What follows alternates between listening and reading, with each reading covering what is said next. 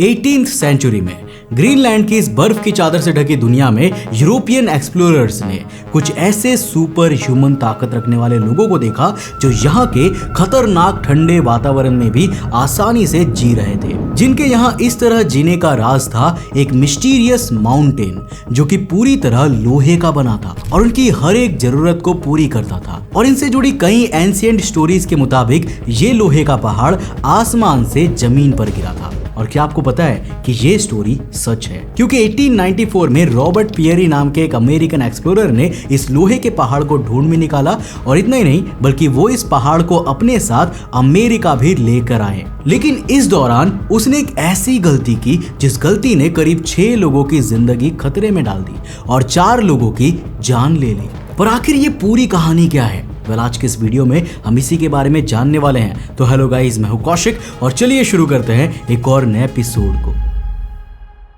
साल 980 के दौर में एरिक द रेड नाम का एक्सप्लोरर जो आइसलैंड में रहा करता था, उसे अपने पड़ोसी की जान लेने के आरोप में आइसलैंड से निकलने की सजा दी गई।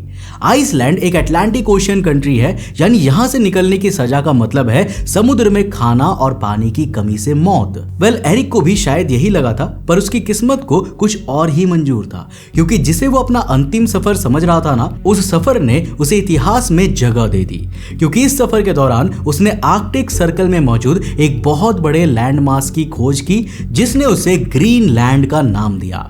ग्रीनलैंड कई किलोमीटर मोटी बर्फ की चादर से ढका दुनिया के सबसे खतरनाक जगह में से एक था, जहां का तापमान काफी ठंडा और एनवायरनमेंट काफी ज्यादा हॉस्टाइल था, जहां नॉर्मल इंसानों के लिए रहना तो काफी ज्यादा मुश्किल था। लेकिन इसके बावजूद टाइम टू टाइम कई एक्सप्लोरर्स ने यहां पर कुछ लोगों को नोटिस किया।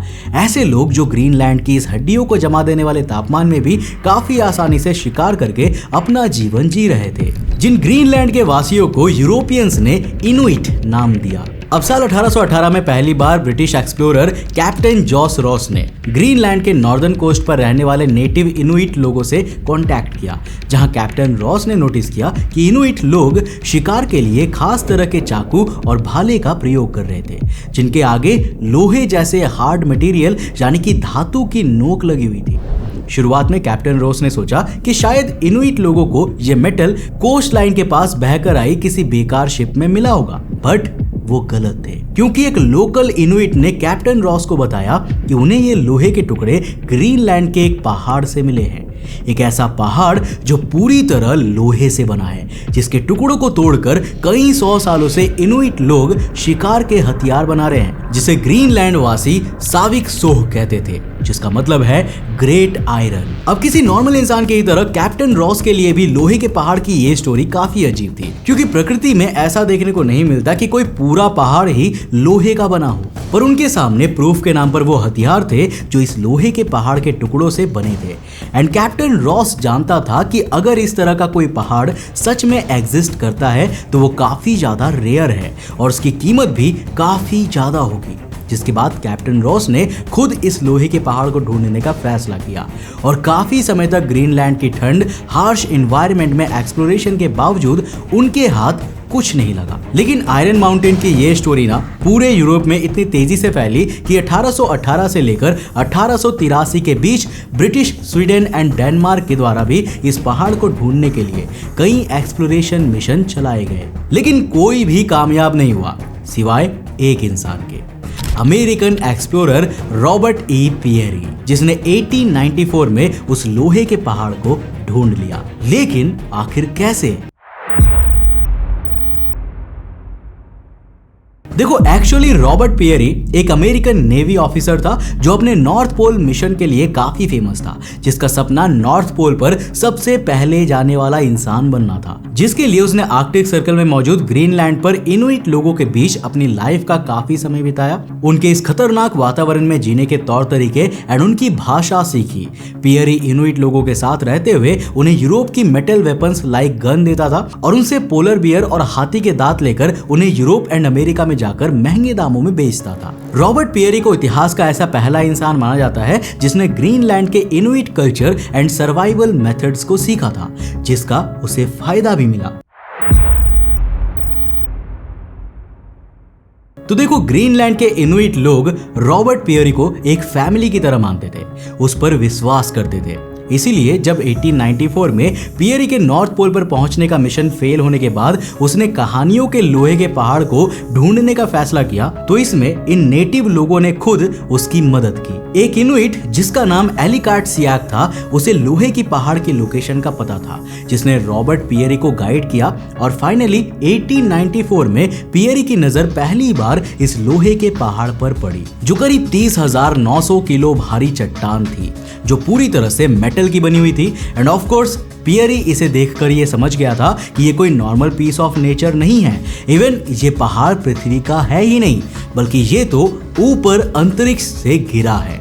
इन शॉर्ट, ये एक मीटियोराइट था जो आज से ऑलमोस्ट 10,000 साल पहले ग्रीनलैंड से जाकर टकराया था, जो ओरिजिनल तो ऑलमोस्ट 58 टन्स का था, बट अर्थ के एटमॉस्फेयर में एंट्री के दौरान इसके कई टुकड़े हो गए, जिसमें से सबसे बड़ा हिस्सा ग्रीनलैंड के साविकसोहा आइलैंड पर गिरा, जिसके टुकड़ों को कई सेंचुरीज से यहाँ के इनुइट लोग कोल्ड फॉर्जिंग के जरिए पत्थरों से पीट पीट कर अपने वेपन्स के आगे लगाते थे, जिससे उन्हें शिकार करने में मदद मिलती थी। अब रॉबर्ट पियरी इस आयरन मीटियोराइट को देखकर यह समझ गया था कि इसकी कीमत अमेरिका में काफी ज्यादा होगी, इसीलिए उसने डिसाइड किया कि वो इस पूरे 30,000 किलो के मीटियोराइट को वापस अमेरिका लेकर जाएगा। एंड ऑफ कोर्स ये आसान तो बिल्कुल नहीं था। ऊपर से मीटियोराइट का काफी हिस्सा इंपैक्ट के चलते जमीन के नीचे तक दबा हुआ था, जिसने इसे यहाँ से मूव करना और भी मुश्किल बना दिया था।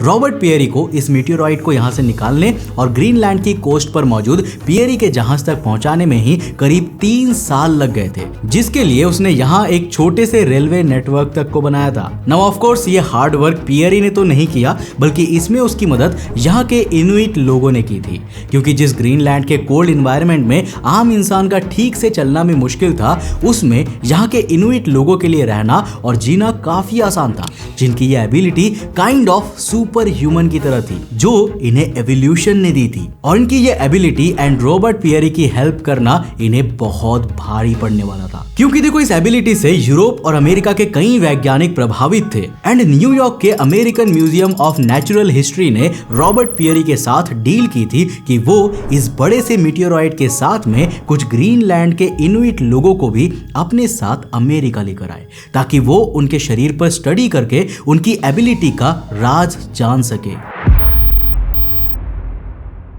तो दोस्तों, मीटियोराइट को शिप करने के दौरान रॉबर्ट पियरी की शिप पर केवल मीटियोराइट ही नहीं था, बल्कि उसने म्यूजियम के कहने पर ग्रीनलैंड की नुक्ताक ट्राइब के 6 इनुइट को भी अपने साथ ले जाने के लिए मना लिया था, जिनके नाम थे क्विसुक एंड उसका 7 साल का बेटा मिनिक, उइसाकासाक एक हंटर नुक्ताक और उसकी पत्नी अटानगाना एंड उनकी बेटी एवियाक। अब पियरी ने इन सभी लोगों से प्रॉमिस किया था कि अगर वो अमेरिका जाते हैं और अपने ऊपर स्टडी करने में म्यूजियम की मदद करते हैं, तो उन्हें और भी बेहतर वेपन और मेटल टूल्स दिए जाएंगे, और जिसके 1 साल बाद वे खुद उन्हें ग्रीनलैंड उनके घर छोड़कर आएंगे। पर ग्रीनलैंड छोड़कर अमेरिका जाने का इन लोगों का यह फैसला इनके लिए जानलेवा साबित हुआ। साल 1897 में जब रॉबर्ट पियरी अपने इस जॉइंट आयरन मीटियोराइट और 6 इनुइट लोगों के साथ ब्रुकलिन नेवी यार्ड पहुंचे, तो इन्हें देखने के लिए वहां लोगों की भीड़ जमा हो गई, जिसके बाद पियरी ने टिकट बेचकर मीटियोराइट एंड इन 6 इनुइट लोगों को शोकेस की तरह दिखाया, और इस शो को ऑलमोस्ट 20,000 लोगों ने देखा, जिससे उसने काफी सारे पैसे इकट्ठा किए, और इसमें से कुछ भी पैसा इन इनुइट लोगों को नहीं दिया गया। इसके अलावा पियरी ने ये meteorite American museum of natural history को $40,000 यानी आज के ऑलमोस्ट $1 मिलियन, जो इंडियन रुपीस में ऑलमोस्ट 8 करोड़ होते हैं, उसमें बेच दिया। साथ ही इन 6 इनुइट लोगों को भी इसी म्यूजियम के हवाले कर दिया और वापस अपनी नॉर्थ पोल की खोज पर निकल गए। और देखो, ये आखिरी बार था जब इनमें से 5 लोगों ने रॉबर्ट पियरी को अपनी जिंदगी में आखिरी बार देखा था।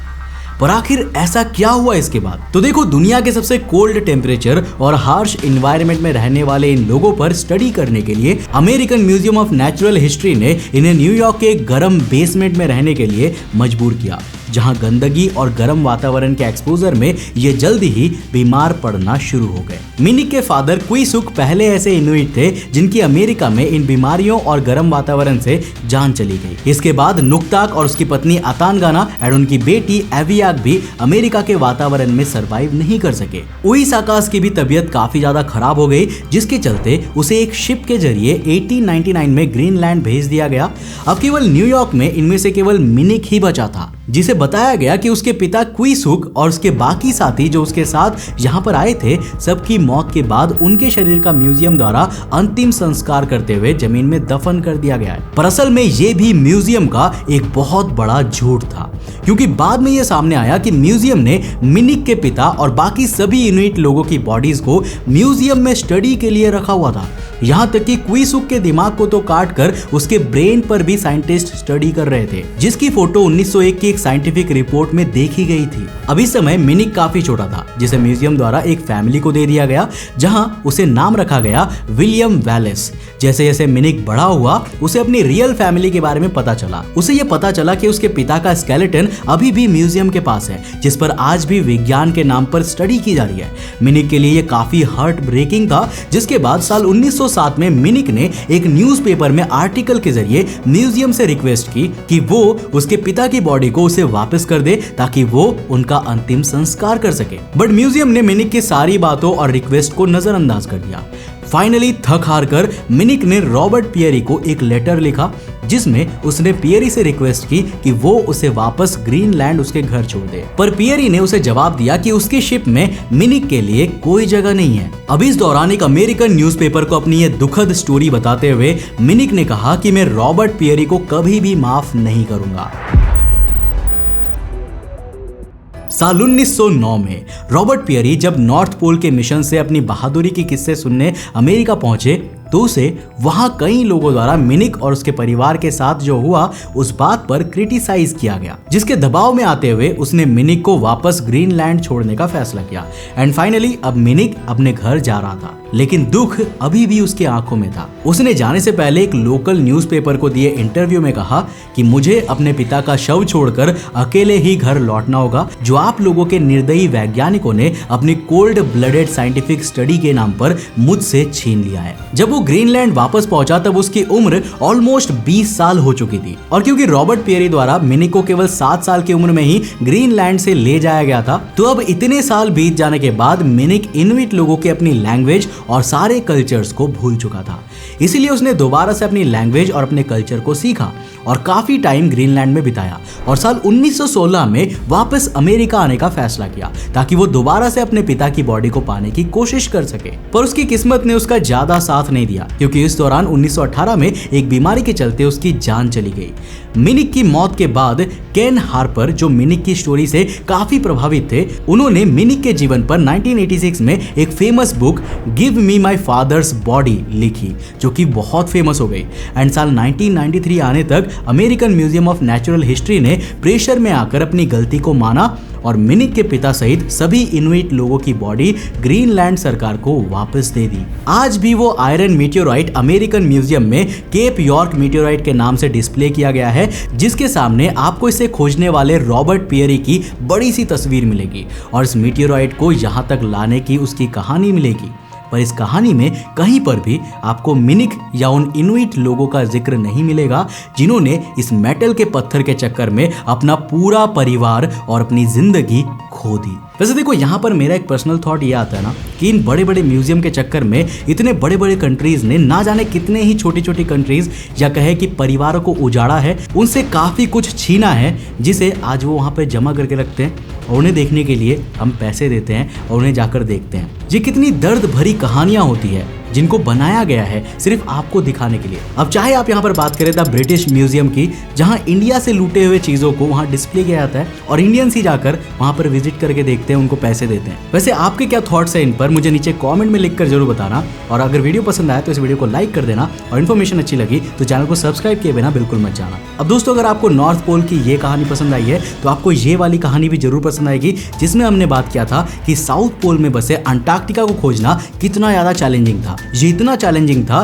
कि कई सालों तक तो मानव इतिहास में ये पता ही नहीं था कि अंटार्कटिका नाम की कोई कॉन्टिनेंट मौजूद भी है और क्या अंटार्कटिका में भी नॉर्थ पोल की तरह ही कोई जनजाति रहा करती थी। इस पूरे कहानी को जानने के लिए आप यहाँ पर टैप करके इस वीडियो को जरूर देखना, बहुत ही इंटरेस्टिंग है। मैं मिलता हूँ आपको नेक्स्ट एपिसोड के साथ, तब तक के लिए बाय, जय हिंद।